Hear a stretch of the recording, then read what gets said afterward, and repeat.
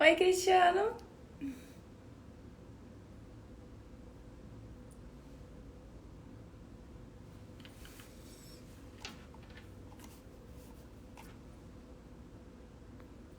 Oi, oi, pessoal. Boa noite.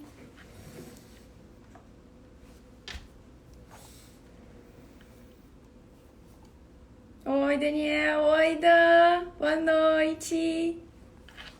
Que bom vê-los aqui.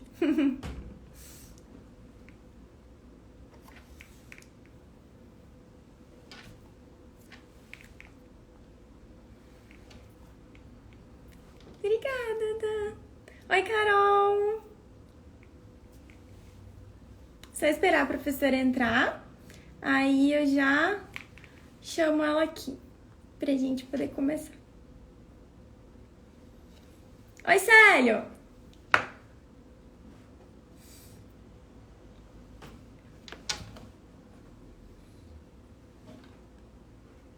Me manda umas dicas no chat. Ah, tia Tere, que querida. Boa noite, professora.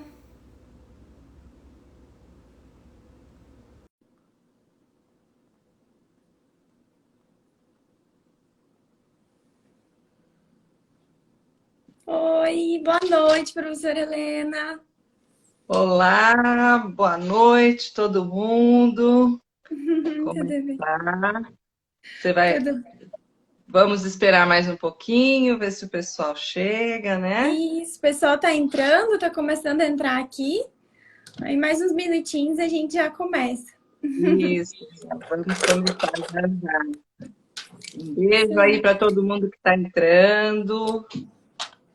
Vamos esperar um pouquinho. O pessoal da nossa turma tá aqui, quase em peso, para ouvi-la novamente. Acabou de entrar uma pessoa muito importante, o meu filho. Ah, que Então, legal, importantíssimo. para prestigiar aí a mãe. Beijo, filho. Maravilhoso. Muita saudade de Cuiabá, vontade de voltar para ver vocês. Ai, muito em breve, com certeza poderemos, né? Faz muita falta. A aula presencial faz uma falta gigantesca, né? Isso Tivemos os mesmo. últimos módulos da pós agora pela TAMI, os últimos. E aí foram presenciais e é muito legal, né? Muito gostoso poder ter essa aula. Boa noite, Hildo. Vocês estão voltando, então, a ter Estamos, aula aham. presencial. Ai, Uhum. que bom, que É, bacana. Ainda não tive esse prazer de dar aula presencial, não. Estou só mesmo no online e nos bate-papos aí das lives, né? Assim que a excelente. gente Nos mata a aproxima, né? saudade. Com certeza. A gente sempre fala que, querendo ou não, essa pandemia nos aproximou, né? Mesmo distanciando, porque tornou muito mais fácil o contato, né? A gente acabou utilizando a tecnologia e se falando às vezes até mais. É, e nós professores que somos de outros estados, né? A gente acaba tendo essa facilidade. Sem o deslocamento, você ainda consegue ajudar os alunos, transmitir alguma coisa, trocar uma ideia. Isso tem sido bom. É Não é de maravilhoso. todo ruim, é que dá muita saudade do pessoal mesmo, do contato. Quando eu estive aí em Cuiabá, até me levaram para tomar uma cerveja, para comemorar, foi muito gostoso, uma Com experiência certeza. Dorinha, o Célio, que maravilhosa. tá aqui já, com certeza estava junto. Oi, que legal, um beijo para eles. Bom, quando Com você certeza. quiser começar, a gente Acho pode que começar. podemos começar já, né? Vou iniciar novamente. Boa noite, pessoal. Boa noite, professora. Prazer imenso estar aqui contigo. Obrigada por compartilhar seu tempo conosco, né? Professora Helena, procuradora da Fazenda Nacional aposentada, advogada, inclusive, parabéns pelo seu dia hoje, né? Mulher Ah, advogada. isso mesmo, para É todas nós, mestre né? para todas nós. Mestre e doutor em Direito Tributário pela PUC de São Paulo. E está aqui para falar para a gente a respeito de transação tributária nesse período de pandemia. Né? A gente sabe que esse ano foi extremamente atípico, tivemos não só alterações por conta da doença, mas principalmente no setor econômico, né? E a transação se mostrou uma possibilidade. Hoje a gente vai ouvir a doutora a respeito do assunto e vamos conversar um pouquinho. Isso, porque depois vocês vão fazer perguntas aí pra gente, né? Com certeza, Então, tá? Ah, inclusive, se alguém quiser mandar uma perguntinha, pode mandar aqui no chat que eu transmito para a professora Helena. bom, vou falar boa noite de novo, porque algumas pessoas entraram. Agradecer a Bruna, que está aí dando todo esse apoio para a gente. Agradecer ao Grupo Atami, que não nos esqueceu, mesmo na pandemia, mesmo com essa distância, né? Continua aí inovando, continua se adaptando a toda essa situação, para não deixar nossos alunos, né, sem as aulas, sem a troca de experiências, o que é muito legal, principalmente nesse nível de curso de pós-graduação. Bom, sobre a transação tributária, eu queria falar primeiro que foi o meu tema de doutorado na PUC. Nossa, eu fiquei... O meu tema de doutorado foi transação tributária há 11 anos atrás. E a transação tributária está no Código Tributário desde 1966. E há 11 anos atrás, até um pouquinho mais, há 12 anos, começou a haver um movimento na Procuradoria da Fazenda Nacional. Na época eu estava na ativa, e esse movimento foi feito no sentido de realmente, pela primeira vez, implementar a transação tributária. Vocês sabem que o artigo 171 do Código Tributário diz que a transação é uma forma de extinção do crédito tributário, mas que depende de lei. Então, não adiantaria estar no Código Tributário a previsão sem que uma lei regulasse. E essa lei tem que ser uma lei da União para que a União possa fazer transação tributária. Tem que ser uma lei de cada estado para que cada estado possa fazer a sua transação. E tem que ser uma lei de cada município para que cada município regule a sua possibilidade de transação. Então, essa lei, embora algumas já começassem a existir em algum município, algum estado, era uma coisa muito incipiente e a União nunca tinha tido realmente uma lei de transação tributária. Como eu falei, lá para 2008, 2009, que aí foi a minha tese de doutorado, a União, dentro da Procuradoria, começou um movimento tentando implementar, através de um projeto de lei que teve a iniciativa aí do presidente da época, presidente Lula, e foi encaminhado ao Congresso. E naquela ânsia, todo mundo falando de transação tributária, eu escrevi a minha linda e maravilhosa tese, inclusive sobre o projeto de lei que tramitava. E essa linda e maravilhosa tese não serviu para nada, porque nada aconteceu. Então, em 2009, nossa, foi aquela coisa, uma transação tributária, só que ela não foi para frente. Eu passei o resto do tempo dizendo assim, escrevi uma tese sobre algo que não existe. Né? Olha só. Não aconteceu nada. Eu estou fazendo agora uma adaptação da minha tese para livro, agora sim, com a nova legislação da União sobre transação tributária, então tive que reescrever, porque é uma coisa completamente diferente do que era a proposta daquela época. E é por isso que nós estamos aqui hoje, né? Eu, com muita alegria, vou poder falar da transação tributária de verdade, uma transação tributária que já existe, que tem um projeto que tem uma lei, desculpe, da União, a Lei 13.988, que é de 2020, mas a transação tributária começou no ano passado, com uma medida provisória que foi convertida nessa lei, e justamente quando a transação tributária da União, através da Lei 13.988 de 2020, quando estava realmente funcionando, começando a funcionar, nós fomos pegos aí por uma pandemia. E aquilo que era para ser uma coisa leve, que ia sendo introduzida aos poucos, que as pessoas iam conhecer, iam gostar, iam começar, né, a utilizar e aderir, se transformou numa emergência. Né? E por isso que eu coloco como título da live, dessa nossa conversa, e é título também de um curso que foi proposto na OAB e que o Grupo Atami também gostou da ideia da gente falar de transação tributária como uma solução, como uma das soluções, e eu diria a mágica solução para resolver o problema das empresas que estão agora numa situação pior do que já estavam no ano passado e no ano anterior, e que vem sofrendo há anos, né, numa crise que parece que não acaba nunca e que veio se agravar. Para elas Então, era poderem para trabalhar com regularidade fiscal, né?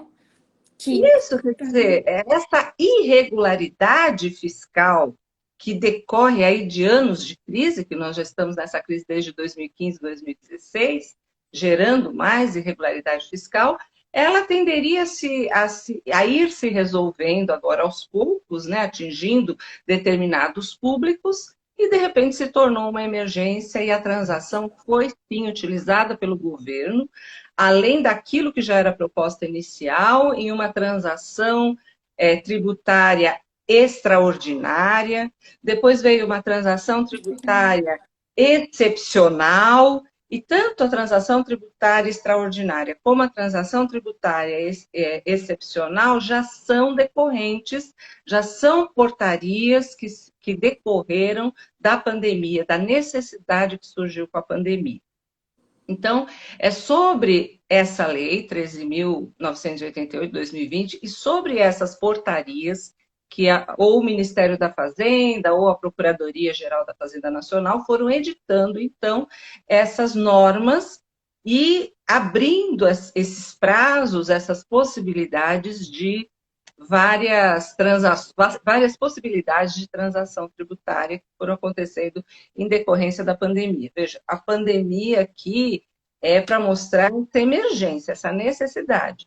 Mas nós vamos falar da transação tributária como um instituto que é para durar agora para sempre. Desde 1966, nós tínhamos o instituto e não usávamos, agora ele está em franca utilização, inclusive nessa situação de emergência, mas ele não é para uma situação de emergência. Ele é para uma situação de regularização da situação fiscal das empresas, né, agora que surgiu e que está dando muito certo, que a gente tem aí dados muito interessantes, muita utilização mesmo que está acontecendo, que já está acontecendo. E também como uma medida de solução alternativa de controvérsias, né, doutora? Reduzindo a necessidade de execuções fiscais que atolam o judiciário. O surgimento, né, no próprio código e o surgimento da lei vem nesse sentido, de resolver controvérsias. Veja que nós temos 80% dos processos no Brasil são ou de execução fiscal ou relacionados a créditos tributários. Então, é uma quantidade de processos enorme, uma quantidade de execuções imensa e um custo muito alto para todas as fazendas públicas, tanto da União como dos estados e dos municípios. Quer dizer, o custo de uma execução fiscal é avaliado pelos técnicos da Procuradoria da Fazenda Nacional, e essa avaliação também já tem uns 10 anos, que seria de R$20 mil. Hoje já deve ser uns R$30 mil o custo de uma execução fiscal. Então, se nós tivermos formas de resolver as questões tributárias e de resolver o endividamento tributário e as questões, as controvérsias tributárias, de forma, vamos dizer, pacífica, de forma de composição, sempre vai aliviar e muito tanto o Poder Judiciário com seu altíssimo custo, como o próprio Poder Executivo, que tem os seus servidores, os seus profissionais se dedicando a isso. Mas, feita essa introdução, né, eu acho que a gente pode ser um pouco mais didático, porque nós estamos conversando, eu e você aqui, como se transação tributária fosse de conhecimento de todo mundo. E a gente tem que imaginar que uma boa parte dos nossos colegas conhecem, sabem, e outra parte pode estar querendo conhecer, saber pela primeira vez. Então, transação, gente, já existe, né, no direito civil, sempre, né, vem do direito romano. E a gente sempre ouve falar na boca do povo, um bom acordo é melhor desculpe, é o contrário. Um mau acordo é melhor do que uma boa demanda, do que um bom conflito, um bom litígio, uma boa ação judicial. Né? Então, é melhor a gente fazer um acordo, resolver através desse acordo de concessões mútuas, se resolvem os conflitos. Então, no direito e no direito civil, a transação sempre existiu como uma forma de solução dos conflitos. E aí, no Código Tributário também, como eu falei, em 1966 já existia essa possibilidade. Vamos fazer um acordo, vamos encontrar uma solução pacífica, uma solução onde cada uma das partes abre mão de alguma coisa, e isso eu acho importante ressaltar, porque não existia e nunca existiu transação tributária, porque a Fazenda Pública nunca abria mão de nada. O que nós tínhamos, né, antes dessas iniciativas do ano passado e deste ano, eram os refis. São os programas de recuperação fiscal, os famosos refis. Mas refis não tem concessão nenhuma, não existe esse acordo de concessão mútua. É assim, você se encaixa naquela possibilidade, você faz uma adesão e paga, né? Eu sempre falei, para a Fazenda Pública o acordo é o seguinte, você paga e a Fazenda recebe. Então, esse é o acordo possível. Aí, agora não. A gente passa a ter, então, essa previsão do artigo 171 do Código Tributário, através de uma lei que prevê possibilidade, então, de acordo de concessões mútuas em matéria tributária. Mas deixa eu já começar aqui também, deixa eu ir pulando aqui o meu... Eu pus aqui uma colinha, né? Porque senão a gente começa a falar e se perde. A gente se perde. Uma coisa interessante é que mesmo nessa lei 13.988, as várias possibilidades que estão sendo chamadas de transação tributária, e eu assisti palestra dos meus colegas na Procuradoria, que estavam realmente alardeando e fazendo a propaganda que esse instituto mereceu, e eles falam de transação tributária como se todas aquelas hipóteses fossem efetivamente de transação. E quando a gente começar agora, vou falar rapidamente, claro, nesse tempo aqui a gente também não vai poder se aprofundar muito, mas eu vou falar rapidamente das modalidades que a lei prevê de transação tributária da União, vocês vão perceber que nem todas as hipóteses são efetivamente de transação. São mais parecidas com um refis, um programa de recuperação fiscal, onde as pessoas fazem adesão. É assim, meu filho, a regra é essa.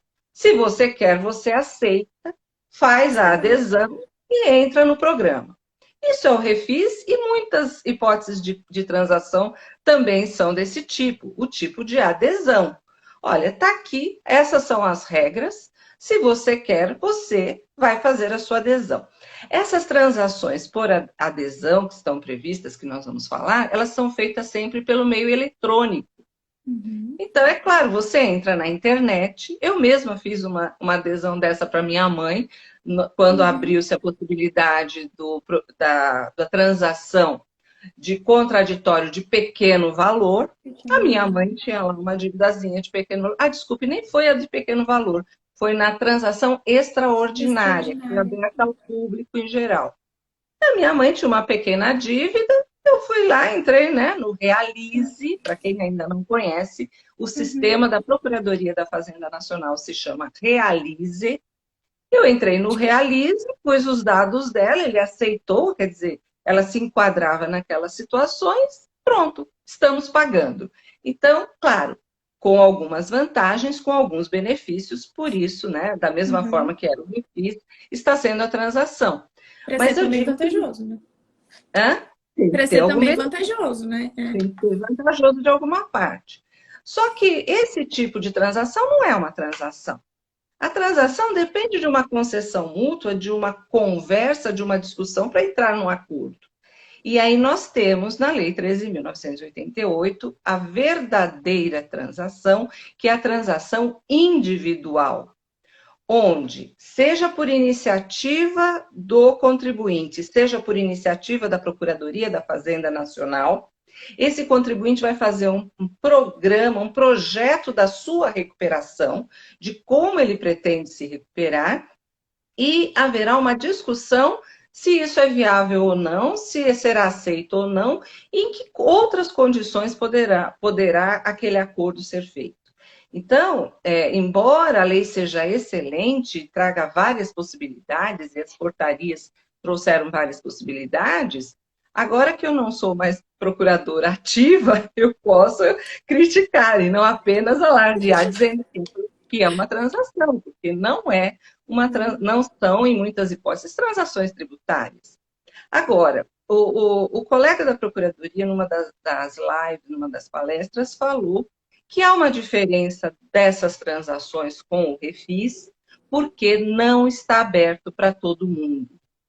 E a condição de cada contribuinte está, sim, sendo analisada, mesmo que, vamos dizer assim, por meio eletrônico. Quer dizer, as aberturas que as portarias fazem com as regras ou os editais, porque em algumas situações nós vamos ter editais de abertura dessa adesão à transação tributária, as regras que vêm ou nas portarias ou nos editais, elas limitam a transação realmente àquelas pessoas que precisam, que estão em dificuldade.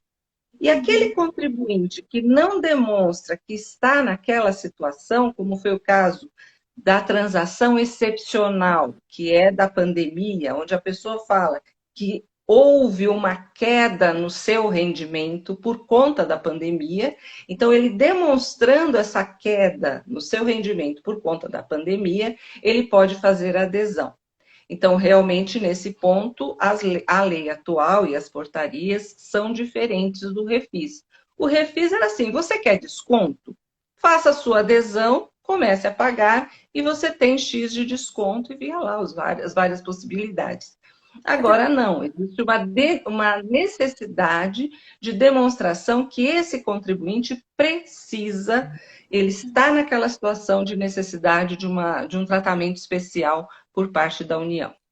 Até porque acho que a transação é feita lá no sistema e aí você emite o boleto da entrada e aí tem uns 4 ou 5 dias para ser deferida lá no sistema a sua transação, né? E é esse período de avaliação. É um período de avaliação para ver se aqueles dados que você alimentou em cruzamento, eles estão de acordo com as condições que a transação, que a portaria ou o edital exige. Por exemplo, nessa que depende, na transação excepcional, de haver uma necessidade por conta da pandemia, a necessidade de comparação do rendimento atual da pessoa física ou da receita bruta da pessoa jurídica com o ano anterior.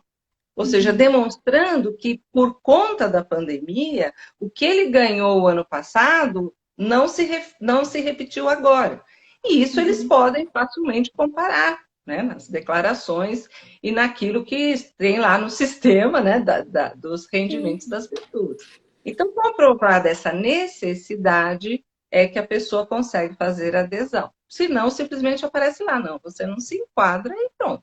Essa entradinha que você deu foi ótimo, maravilhoso, diminuiu a sua dívida, mas vai continuar. Bom, voltando então à questão aí da gente analisar a própria lei e as portarias, então estou seguindo aqui a minha colinha, né? O artigo 1º, parágrafo 1º da lei 13.988 de 2020, eu fico repetindo porque alguém entra, né? Então a gente é verdade. Então, essa lei 13.988 de 2020, no parágrafo 1º do artigo 1º, diz que a União, em juízo de oportunidade e conveniência. Bom, já vimos então que a decisão vai ser da União, se ela vai iniciar um procedimento de transação ou não.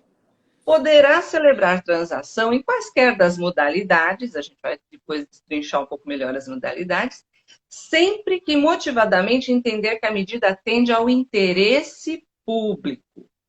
Uma das críticas, inclusive na minha tese sobre a transação tributária, é que ela serviria para atender o interesse do contribuinte e que estaria afetando, prejudicando o interesse público, porque nós estamos falando de crédito tributário, e crédito tributário é dinheiro público, mesmo ainda não arrecadado, existe ali um conteúdo de dinheiro, um dinheiro extremamente necessário. Veja que saiu, né, agora a previsão de déficit orçamentário para o ano que vem, e a meta é de 240 bilhões negativos. Eu sempre brinco com os meus alunos, né? Como é que você põe uma meta negativa na sua vida, né? Bom, é porque essa meta de 241 bilhões é para que não seja maior ainda. Então, a necessidade do dinheiro, do recurso tributário, dos valores, do crédito tributário, é muito grande. Mas, hoje, né, o que se fala, e aqui a própria lei diz que vai atender o interesse público, porque o interesse público não é só arrecadar. O interesse público é também que as empresas continuem funcionando, trabalhando. É o interesse Empregos. que as empresas se recuperem e gerem empregos. Nossa, a gente está vendo agora, nós temos duas necessidades prementes. Primeiro, resolver a doença, uma vacina, pelo amor de Deus, né? Precisamos de uma vacina, ou várias vacinas, como eles estão dizendo. Resolver o problema da doença, e o segundo problema é resolver a questão da economia do emprego. Então, como resolver o problema do emprego se a gente vai matar as empresas devedoras, impedir que as empresas devedoras atuem? Então, e por isso que a gente fala, se tornou extremamente de interesse público que a gente tenha possibilidades de resolver as questões tributárias e de dar possibilidade que as empresas resolvam sua questão fiscal. Tá? Bom, e aí aproveitando para falar então das críticas, eu falei essa do interesse público, mas a gente tem outras críticas que se fala, não tem autorização constitucional, mas tem autorização do Código. Você tem. A questão do princípio da igualdade. Alguém pagou o tributo em dia, alguém se esforçou, trabalhou, foi lá e cumpriu a sua obrigação tributária.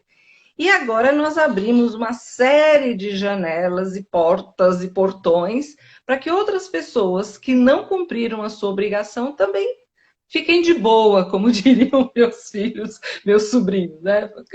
Vai ficar de boa pagando muito menos, né? E pagando fora do prazo e tendo o seu prazo estendido.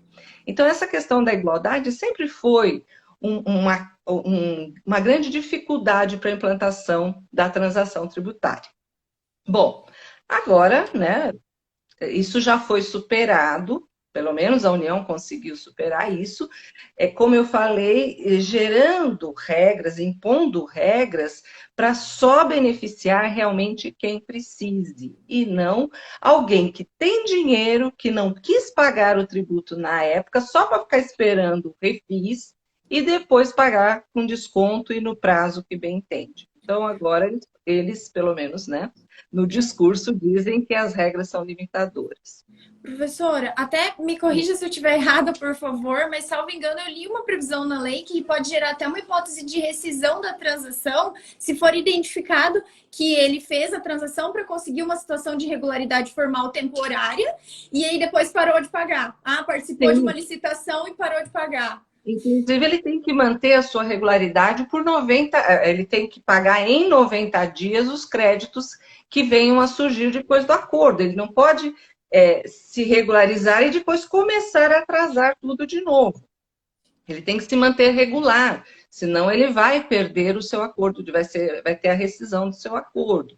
Essa comprovação dos problemas que ele enfrenta, da sua incapacidade econômica de quitar a dívida do tamanho que ela é no prazo normal, ou num parcelamento normal, toda essa comprovação que ele terá que fazer, se for irregular, se for fraudulenta de alguma forma, gera rescisão imediata. Ele perde tudo e volta a dívida ao início, perde todos os benefícios e passa a ser cobrado normalmente, tá? Bom, por fim, essa questão do uso indevido, né? Porque você colocou aí, seriamente, o uso indevido do contribuinte, mas também o uso indevido por servidores públicos, pelos procuradores, que serão responsabilizados pessoalmente pelos acordos que fizerem. Então, há toda uma responsabilização também do servidor público em torno da transação, para evitar que haja um uso indevido. Porque nós estamos falando de os acordos individuais são possíveis para quem tiver dívida acima de 15 milhões de reais. Então, nós estamos É falando muita de coisa. pequenos valores, são valores enormes. Nós acabamos de ter agora o acordo da Oi, recentemente saiu o acordo da Oi Uhum. por dívidas não tributárias, mas que estão incluídas na lei da transação tributária, créditos tributários e não Uhum. tributários. E esse acordo da Oi foi por conta de multas da Anatel. De 14 bilhões, a dívida foi reduzida para 7 bilhões. Então, você imagina o que seria isso num uso indevido pelos procuradores que são os responsáveis pelo acordo. Eles respeitaram absolutamente o que estava na lei. A lei permite uma redução até 50%. E o que foi dado foi 50%. Literalmente. Respeitaram a lei e respeitaram todas as outras condições. A UE não tinha a mesma condição de pagar, foi um Uhum. acordo, feito tudo dentro da lei, porque tem que ser assim. Então, esse medo de irregularidade por conta de valores altos também era uma coisa que travava no legislativo a criação da transação tributária. O Brasil, infelizmente, a gente tem que falar aqui, não é assim o primor, né, de responsabilidade das pessoas e Felizmente, a gente não. tem muito medo. Mas a lei é muito rígida, tem critérios rígidos e tem toda uma estrutura administrativa de fiscalização. Não se esqueça que o Tribunal de Contas da União vai ficar em cima de todas esses acordos também. Renúncia fiscal, acordos que envolvam crédito tributário sempre estarão na mira, tanto do Tribunal de Contas como do Ministério Público e todos os órgãos fiscalizadores. Né? Então, E devem estar, né? E devem estar. é muito bom ser. Outro receio que havia é que a Procuradoria da Fazenda Nacional e as outras procuradorias não teriam uma estrutura para dar conta de ficar fazendo acordo, né? Cada Uhum. pessoa quer lá fazer acordo. Mas a lei resolveu isso criando essas adesões pela internet, né? Pelo meio eletrônico. Então, 99,99% vai ser adesão. E esse pequeno número de grandes devedores que vão fazer realmente uma transação individual, individualizada, é um número pequeno. Só para começar a dar um número, eu estou aqui guardando um pouquinho os números, mas até bem pouco tempo, num levantamento que eu fiz, apenas 9 acordos, 9 transações tributárias individuais haviam sido feitas. É muito Então, é pouco. claro, no Brasil inteiro, 9 grandes devedores, assim, que já estava o acordo fechado. Pode ter um pouco Uhum. mais de proposta, mas é alguma coisa que as procuradorias dão conta. Essa da Com Oi, por certeza. exemplo, foi um caso, assim, extremo, muito falado, né? Então, e voltando então à questão, né? Estou seguindo aqui meu roteiro. O que entra nessa transação da Lei 13.988? Créditos tributários e não tributários. Por isso que eu falo da questão das multas da Anatel. Que estejam inscritos na dívida ativa, porque a gente tem uma modalidade de transação, que são essas transações por adesão, que já existiram, que são só voltadas à dívida ativa. Então, Uhum. todas essas transações que eu citei aqui, a extraordinária, o edital que teve o ano passado, que foi o edital 1 de Uhum. 2019, a excepcional e a excepcional de contencioso de pequeno valor. Não, de contencioso de pequeno valor não, desculpa. Todas as que eu falei, menos a de contencioso de pequeno valor, eram de dívida ativa, só crédito tributário inscrito na dívida ativa. Mas nós temos, e já temos a portaria que abriu a transação do contencioso de pequeno valor, que é uma Uhum. transação feita pela Receita Federal, pela Secretaria da Receita Federal e não pela Procuradoria da Fazenda Nacional. Essa transação de contencioso de pequeno valor é também para créditos que não estão inscritos na dívida ativa. E nós teremos, né, estamos aguardando uma transação de contencioso relevante e disseminado, que nós vamos falar mais um pouquinho depois, que serão grandes contenciosos, grandes ações de grande impacto, mas essa ainda não aconteceu na prática, mas tem a previsão legal. Então, aí os créditos poderão estar inscritos ou não. A questão tributária, a controvérsia tributária é que será impactante, vamos dizer assim, que ela é relevante e de grande dimensão, né? A gente vai falar mais disso depois. Só para completar os tipos, né? Os Claro. créditos, então, também podem ser os judicializados, então esses de contenciosos, porque nós temos ações na justiça, ou não judicializado, com processo administrativo ou não. Então, só para dizer a abrangência que tem. E também inclui na lei federal a União, as autarquias e as fundações. Tá? Só para ver como realmente atinge todo tipo de crédito tributário, só que em modalidades diferentes. Essas modalidades que a gente vai falar. Mas pode falar, Bruna. Eu ia considerar que, pensando nessa situação de pandemia, a maior parte, talvez, dos débitos gerados em decorrência desse baque na economia, talvez nem tenham sido inscritos em dívida ativa ainda, né? Por isso que, talvez, hoje, né? Talvez a maioria desses débitos ainda não estejam sendo abarcados. Por isso que eu falei, transação tributária não é uma coisa para ser usada só agora na emergência. Nós estamos igual a aglomeração, né? Você faz uma aglomeração hoje e a doença vem daqui a 15 dias. Né? Bem isso. Então, o vírus ele não age na hora que você está lá na 25 de março. Para quem não conhece a 25 de março e o GRAS, né? É um instantâneo, né? É. Então, também, o resultado da pandemia virá para a dívida ativa no futuro. Foi até o final desse ano que vem, o outro. Então, a transação é para ser uma coisa realmente para resolver problemas no futuro. Agora, já tínhamos agora pessoas sofrendo essas questões, essas dificuldades agora. Então, tínhamos que resolver, porque o fato. Veja bem, olha, foi muito interessante isso que você colocou para esclarecer. A transação extraordinária e a transação excepcional que decorreram da pandemia, não, o débito, o crédito tributário não decorre da pandemia. São dívidas anteriores. Por isso que eu falo, é da dívida ativa. Então, pessoas que, além de todo o problema da sua vida e da pandemia, ainda estavam enroladas com dívidas. Então, eles poderiam resolver a sua dificuldade tributária, fazer a sua recuperação fiscal e poder sobreviver à pandemia também. Então, quer dizer, nós vamos continuar com isso no futuro, mas já resolveu. Ó, quem está com dívida e ainda está sofrendo os impactos da pandemia, o que dificulta o seu pagamento da dívida, ganhou aí toda essa possibilidade de prazo e desconto para continuar vivendo, para continuar sobrevivendo.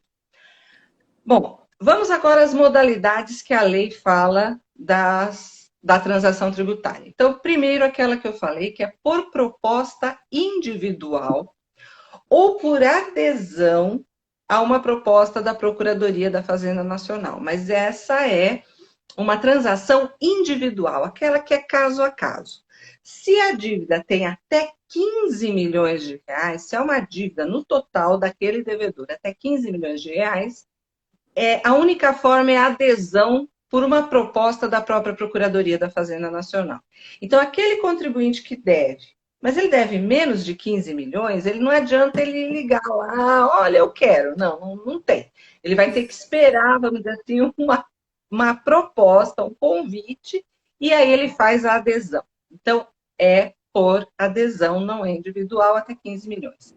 Só quem pode realmente fazer uma transação individualizada, vamos dizer assim, para brincar um pouquinho, é quem tem uma dívida acima de 15 milhões de reais. E aí ele tem as duas possibilidades. Ou ele se apresenta com a sua proposta, ou a Procuradoria vai chamá-lo lá.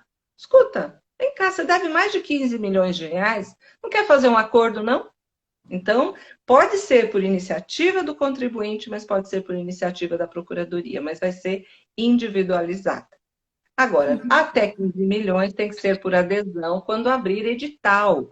Sempre que a gente falar em adesão, vai ter um edital chamando as pessoas naquela situação, dando as regras e a pessoa faz a adesão nessa situação. Então, o individual mesmo é muito mais raro, né? Como eu falei, muito mais chique, né? Só para quem tem uma dívida desse tamanho acima de 15 milhões.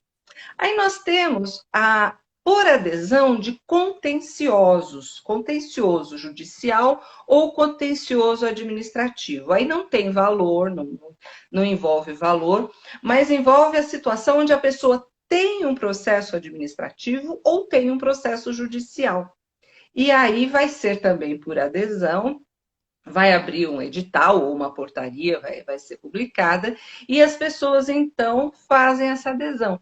E aí existe realmente uma transação. Veja, no meu entender, transação é aquela hipótese individualizada, onde ele realmente vai fazer a sua proposta, e essa proposta vai ser discutida, vai ser colocada sobre a mesa e poderá haver conversa. E o do contencioso também é uma transação, porque é uma concessão mútua. Por parte do contribuinte, ele desiste de uma ação, ele renuncia ao seu direito à ação, ele não vai poder mais discutir essa questão tributária mais na vida dele. E aí, o valor do crédito tributário, que aí pode ser dívida ativa ou não. Existe um crédito aí envolvido. E o valor desse crédito, então, será pago por ele com algum desconto, com algum parcelamento. E o que a Procuradoria diz é que só será beneficiado por esse desconto, por esse parcelamento a mais, quem realmente tiver necessidade. Porque se for alguém que consegue pagar, né, não deveria ter esse benefício. Mas no contencioso, ele tem que desistir da ação e tem que renunciar. Então, ele já está abrindo mão do seu direito que ele acha que tem, claro, né? Não sei se ele tem ou não, mas ele está abrindo mão do seu direito de ação, pelo menos, e do seu direito ao processo administrativo. E aí ele vai ter os benefícios que a lei, e o edital, no caso, vai ser o edital que vai dar, né, os benefícios. E a gente tem uma transação que já abriu, porque a transação do contencioso judicial administrativo de relevância e disseminada, né? Relevância e controvérsia disseminada, a gente ainda não teve, mas a gente já tem o por adesão do contencioso tributário administrativo judicial de pequeno valor. Qualquer pessoa que esteja discutindo judicialmente ou administrativamente e é de pequeno valor, já pôde aderir, já pôde fazer essa adesão. Bom, seja como for, a adesão sempre implica que a pessoa aceita todos os termos e renuncia ao seu direito, né? Ao seu direito de ação e de processo. Tá bom? Então, não sei se você quer falar alguma coisa, senão eu vou resumir aí. Não, pode continuar. Eu ia pontuar só quando a doutora falou da transação de pequeno valor. Às vezes tem alguém aqui que não é habituado, que é até 60 salários mínimos, né? Às vezes alguém não é habituado. Eu sei fazer essa ponderação. Boa lembrança, isso mesmo. Há uma discussão administrativa ou judicial, ele tem um processo, mas o valor do crédito tributário envolvido é até 60 salários mínimos. Isso mesmo. Bom, continuando na parte teórica aí, né, do que está acontecendo, do que tem de norma, nós temos a portaria da PGFN 9.917 de 2000, que já foi deste ano aqui, que regulamentou a lei. Então, primeiro teve a lei, mas aí veio a portaria para esclarecer, muitos dos detalhes não estão na lei, mas estão na portaria. Um dos detalhes aí, que é um detalhe muito importante, são os compromissos desse devedor. O que ele tem que assumir ali de compromisso para qualquer tipo de transação. Então, primeiro ele tem que abrir todas as suas informações sobre bens, sobre renda, sobre valores, tudo da vida econômica dele tem que ser aberto e comprovado. Porque o mais importante é demonstrar essa necessidade, que ele se encaixa nas regras da nova transação, da portaria, que prevê essa nova transação e que ele tem realmente essa situação econômica para fazer jus a isso. Ele não pode, como você falou, usar abusivamente, entra, não cumpre, entra de novo, não cumpre, não, tem que usar aquilo de forma correta. Não pode usar a transação para ferir a livre concorrência, para acabar prejudicando os outros, né? Ele não paga tributo, os outros pagam, então isso afeta a livre concorrência. Deve declarar que não tem a tal da pessoa interposta, que é o nosso famoso laranja. Declarar que não tem laranja. Declarar que não cometeu fraude alienando bens, cumprir todas as exigências e as obrigações adicionais, estou lendo aqui, e declarar que que a transação está baseada numa incapacidade dele de cumprir a obrigação completamente. E essa declaração deve ser comprovada. Então, ele vai comprovar com seus bens e com a sua renda que ele não tem realmente condição de pagar como as outras pessoas pagam. Entendeu? Esse que é o ponto, né? Aí, como eu falei, ele deve renunciar a todas as ações, a todos os processos daquele crédito tributário. Claro que se ele quer continuar discutindo alguma outra questão, não é que ele fica proibido de entrar com a ação ou de manter suas ações. Mas para aquele crédito que está sendo negociado, ele vai ter que renunciar. Vai ter que continuar regular junto ao fundo de garantia. E eu aproveito para falar que o fundo de garantia estava fora da transação. Mas agora já há uma norma do Conselho Curador do Fundo de Garantia, já é possível transacionar também o Fundo de Garantia. Isso saiu agora, bem recente, por esses dias. E manter as suas dívidas, né? Regularizar todas as suas dívidas nesse prazo que eu falei de 90 dias. É possível na transação a exigência de garantias, porque, digamos que no plano existe um prazo maior para pagar, então ele vai ter que dar garantias, sempre a critério da Procuradoria. Então, quando a Procuradoria achar que nessa transação, principalmente na transação individual, que envolve grandes valores, há todo um plano de recuperação, ele tem que dar, muitas vezes, garantias que serão colocadas pela Procuradoria, exigidas pela Procuradoria. Não é fácil, o cara assumir uma dívida de mais de 15 milhões, ganha algum desconto, ganha prazo, e aí? Vai pagar? Não vai? Então, as garantias muitas vezes existem. E pode ser, e a Fazenda pode... Ai, me desculpe. A Fazenda pode aceitar qualquer tipo de garantia, se entender conveniente, inclusive, por exemplo, fiança, garantia fidejussória... Além de real, todo tipo de garantia, real, fidejussória, ou em bens, ou em fiança, ou seguro garantia, seguro, né, garantias bancárias, todo tipo de garantia, a critério da Procuradoria da Fazenda Nacional. Ela é que vai avaliar essas garantias, mas a lei permite todo tipo de garantia. Bom, e o que pode ter de concessão? Porque a lei, e aqui no caso nós estamos falando, na verdade, da portaria, fala que a própria lei, como eu falei, a portaria, tem que dizer o que pode ser concedido. Né? Porque senão vai dar lá um desconto de 90%, não paga nada. Não, isso está regulado pela norma, porque, na verdade, o procurador da Fazenda, o procurador federal, no caso das autarquias, ele está preso àquilo que a lei permite. Então, o que pode estar dentro de uma transação? Bom, descontos. Esses descontos podem ser dos acessórios, desconto na multa, desconto nos juros, mas existe, inclusive, possibilidade de desconto no principal, que foi o que aconteceu com a transação excepcional, que permitiu desconto até 50% do valor total do crédito.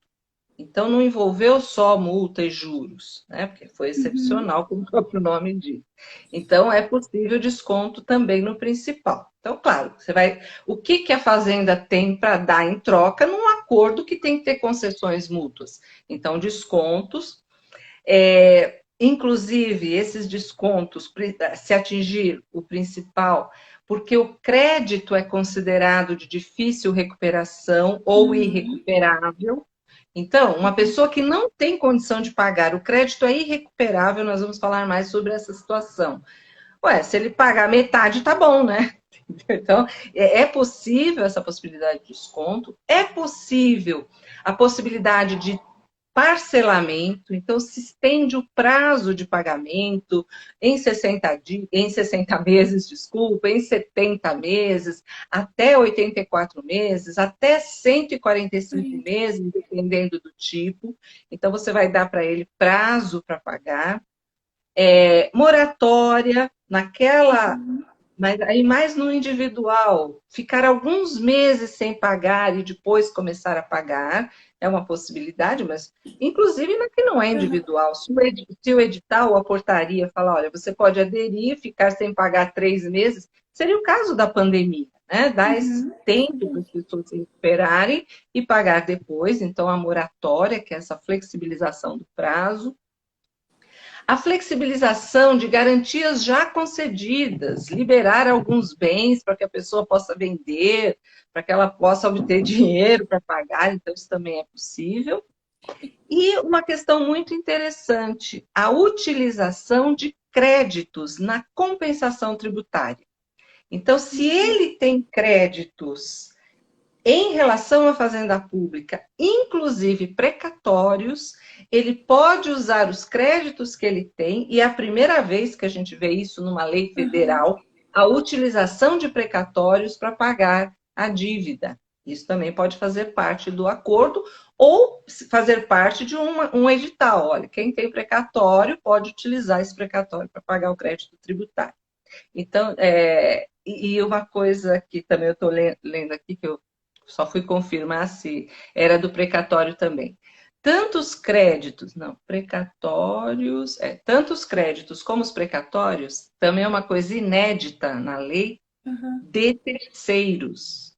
Poder utilizar créditos de terceiros para pagar a dívida, desde que isso esteja na norma. Quer dizer, a gente está falando da possibilidade que a portaria abriu para que a pessoa cumpra a sua obrigação e pague. Mas a cada edital, a cada nova possibilidade de transação, a critério da Procuradoria da Fazenda Nacional, essas possibilidades vão existir. Por enquanto, nós ainda não tivemos a possibilidade de utilização de créditos de terceiros. Que é eu trabalhei com isso, é uma situação bem complicada quando o contribuinte usa crédito de terceiro. É delicado, né? É bem delicado. Às vezes o terceiro não está nem sabendo, gera muita fraude, como eu falei, infelizmente o Brasil tem históricos, né? E isso é bem ruim. Mas a portaria deixou essa possibilidade aberta, mas sempre a critério da Procuradoria da Fazenda Nacional. Bom, eu esqueci de marcar o tempo. Como é que a gente está, Bruno? Eu acho que nós temos em torno de 7 minutos. Tem tempo de responder as perguntas. Tem sim, Vamos para... Eu acho que eu vou deixar você me fazer alguma pergunta. Como eu falei, não dá para explicar tudo, né? Só tinha uma coisinha que eu queria falar, já que a gente não vai ter tempo para falar muito. É sobre a recuperabilidade dos créditos, que é um critério extremamente importante das portarias que abrem as transações e da transação individual também. A portaria ela prevê créditos de alta perspectiva de recuperação, quer dizer, a pessoa tem toda a condição de pagar ou de ser penhorado os seus bens e a Procuradoria recuperar os créditos. E aí ele não teria necessidade de nenhuma transação. Tem os créditos de média perspectiva de recuperação, que aí, se a portaria abrir para essas pessoas, tudo bem. Agora, os créditos realmente que são visados, a maioria das vezes, e os mais importantes, são os de difícil recuperação e os irrecuperáveis. Que aí é que a transação vai ser realmente muito importante para a Fazenda Pública. Nós estamos falando de devedores que não pagariam ou que teriam muita dificuldade de pagar se não houvesse a transação, né? Quer dizer, a verdade, a União não receberia. E aí a portaria fala quais são os irrecuperáveis que eu queria falar. Os que estão inscritos há mais de 15 anos, então os créditos velhos. Se tá mais de 15 anos, não pagou, imagina agora. Os que estão com exigibilidade suspensa há mais de 10 anos. Então, tem uma liminar, tem uma decisão que está segurando há mais de 10 anos. O dos devedores falidos ou em recuperação judicial. Os que já têm o CNPJ baixado. Como é que ele vai pagar se nem o CNPJ, nem a empresa mais funciona? Quando existe indicativo de morte da pessoa física, é uma possibilidade. E a execução fiscal arquivada há mais de 3 anos. Vocês sabem que se a execução fiscal ficar arquivada por 5 anos, é prescrição, prescrição intercorrente. Então, se puder recuperar esse crédito que já está a 3, já é uma coisa maravilhosa. Mas eu queria poder responder alguma pergunta, se você tiver do pessoal, para não deixar no vazio, né? Com certeza. A Claudineia, eu vou começar aqui. A Claudineia, tem minha colega da pós-graduação, teve aula com a professora, mandou uma pergunta aqui. Saudade. Mandou uma pergunta aqui muito pertinente. A transação que está prevista com término para 29 de dezembro está prevista para dar continuidade em 2021? Porque eu acho que a transação extraordinária de pequeno valor, elas têm previsão para encerrar dia 29 de dezembro no portal, né? Elas têm previsão para... Nós temos hoje em vigor, terminando no dia 29, a transação extraordinária que veio pela pandemia, mas que não exige que a pessoa esteja em dificuldade. É só se encaixar lá nos critérios e pode fazer até 29. A transação excepcional, que é para quem realmente teve essa dificuldade da pandemia, também termina dia 29. E a transação do pequeno valor, de contencioso de pequeno valor, também termina dia 29. E até agora a gente não teve nenhuma manifestação formal de que vai prorrogar. Agora, a pandemia vai prorrogar, né? Então a gente está esperando que, quando estiver terminando, ainda faltam alguns dias, que eles prorroguem, porque a pandemia vai se estender pelo menos até o primeiro semestre. Então, mas até agora não temos nada. É torcer, fazer uma pressão aí nos meios sociais, né, na mídia, para que realmente haja essa prorrogação. Mas a gente não tem prorrogação de nenhuma que está em vigor e que saiu com a portaria. Agora, é uma coisa fácil de prorrogar, porque é portaria do Ministério da Economia e portaria da Procuradoria da Fazenda Nacional. Então, não depende de decreto, não depende de lei, é só eles prorrogarem o efeito da portaria. Vamos torcer que seja. Com certeza. E o cenário tende a ser viável, essa prorrogação, né? Necessária. Necessário, com certeza. Ela até complementa aqui perguntando a respeito da continuidade da transação para créditos tributários não inscritos em CDA. Ainda não inscritos em CDA, né? Que é aquela possibilidade que a gente conversou. Contencioso de pequeno valor. O que nós também não tivemos ainda, que precisa abrir, agora acho que vai ser o ano que vem, claro, vai ser o ano que vem, vai ser, agora não sei quando, é o do contraditório, das controvérsias relevantes, que são aquelas que envolvam mais de R$ 1 bilhão no total, ou então que estejam em mais de 3 tribunais federais, ou que tenham mais de 50 contribuintes diferentes com ações.